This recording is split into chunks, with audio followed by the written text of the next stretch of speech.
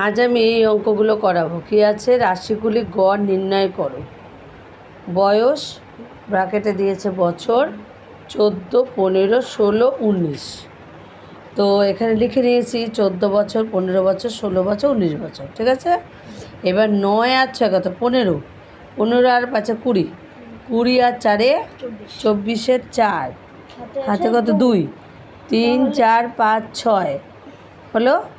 আর এখানে কটার মানে কয়জনের মানে বয়স দিয়েছে? 4 জনের। তাহলে 4 দিয়ে ভাগ। 4 অক্ষে 4, 24, 4 6 24। ঠিক আছে। তো উত্তর লিখবো কি? লিখবো রাশিগুলির গড়। না, হ্যাঁ ঠিক আছে। রাশিগুলির গড়, রাশিগুলির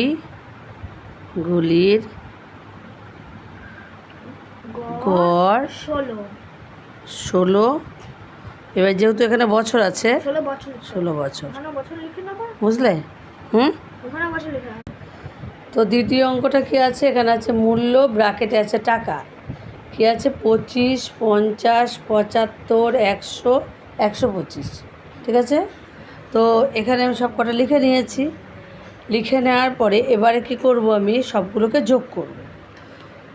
5 আর 5 10 আর 5 কত? 15। 15 হাতে কত? 1।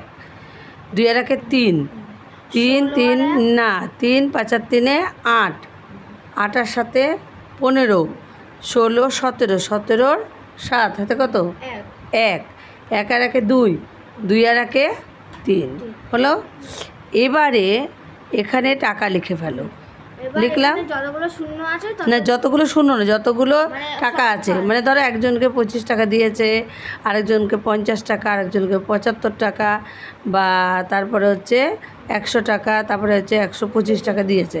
বা আবার একজনকেও দিতে পারে। ধরো তোমাকে আমি একদিন দিলাম 25 টাকা, 50 টাকা, আরেকদিন 75 টাকা, একদিন দিলাম 100 টাকা, এক দিলাম ধরো 125 টাকা।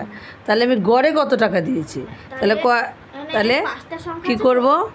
এখানে 5টা সংখ্যা আছে, 5 দিয়ে ভাগ করব। 5 7 কত? 35। 2 আর নামলো 5। 5 5 25। এবার উত্তর লিখব রাশিগুলো। হ্যাঁ, এখানে অনেকগুলো সংখ্যা, তো তাই জন্য এবারে রাশিগুলি। হ্যাঁ, তাহলে রাশিগুলি